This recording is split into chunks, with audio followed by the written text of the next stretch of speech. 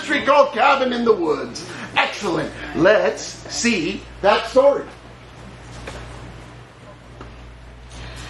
Cabin in the Woods by Elisa. It was a warm, beautiful, sunny day in Flagstaff. The family headed off to their cabin in the hills for a lovely vacation. It was such a lovely day that they skipped along the trails and caught butterflies in the wind. What a lovely day here in Flagstaff. It's so nice here. Look at the butterflies in the wind. The mother said that it was time for them to get the campfire going so that they could make their dinner because it takes so long to cook a meal outside. Get the campfire going. Yes, Mother dear.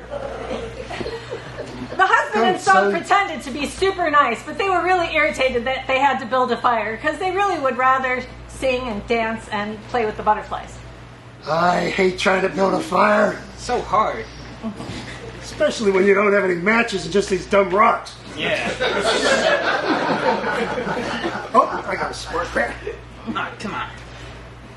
Somewhere behind them, they heard a funny noise. Sounded like leaves falling quickly and sticks breaking on the ground. Do you hear that? There are leaves falling quickly. And sticks on the ground. Could be anything. I'm scared. They thought they saw a shadow creeping out of the woods. What was that? Oh my goodness gracious. It's Grandma. Probably not mine. How did she get here? Teddy? Teddy, is that you? You're scary as ever. Chapter 2.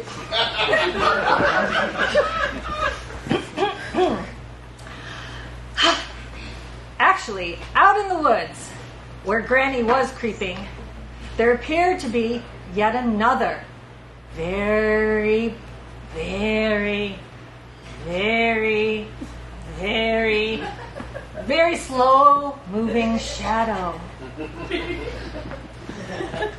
Every third step, it had to sneeze and blow its nose.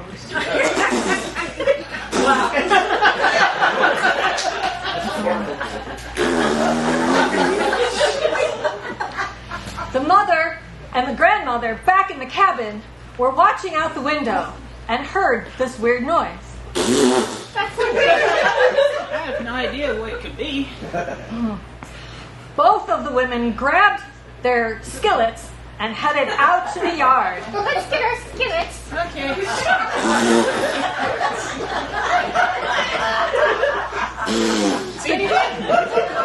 I hear something.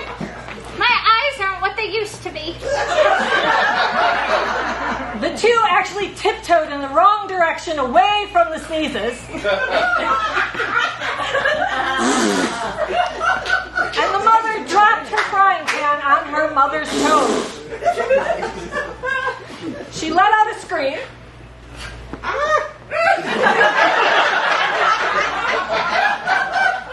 And the mysterious shadow in the woods sneezed 3 times in a row quickly. The women jumped with fear. I'm scared. And went running as fast as they could backward into the cabin.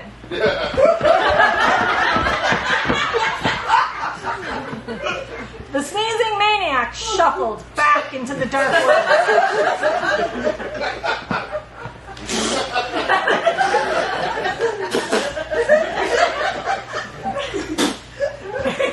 Chapter 4. At dinner that night, they were sitting around the campfire, the mother, the father, and the child. Granny, sound asleep in her bed. I'm so glad Granny is finally asleep in her bed. Yeah, that's so nice. I gave her the Dramamine. Good call, Teddy. Good Yes, call. thanks, Yes. Mom. Yes. From the house they heard a distant scream. What was that? And they all jumped up and went hopping back into the cabin.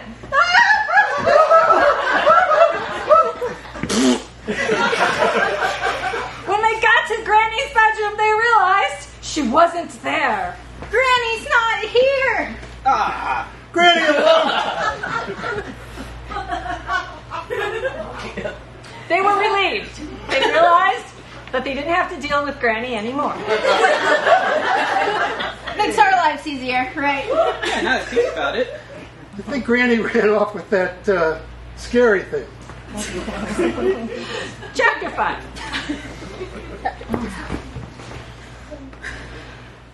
Out on the dusty roads of Flagstaff, on their way to Sedona, was Granny and the sneezing fool.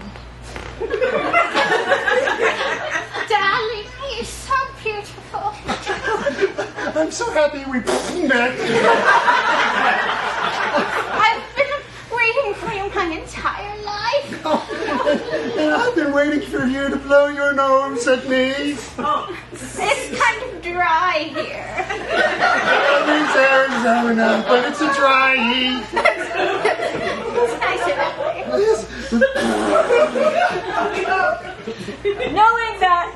Knowing the not only May-December romance of this, but also the uncomely way this man sneezed consistently, they would never accept him, and therefore they drove away pretending that they'd taken Granny away and murdered her. The end.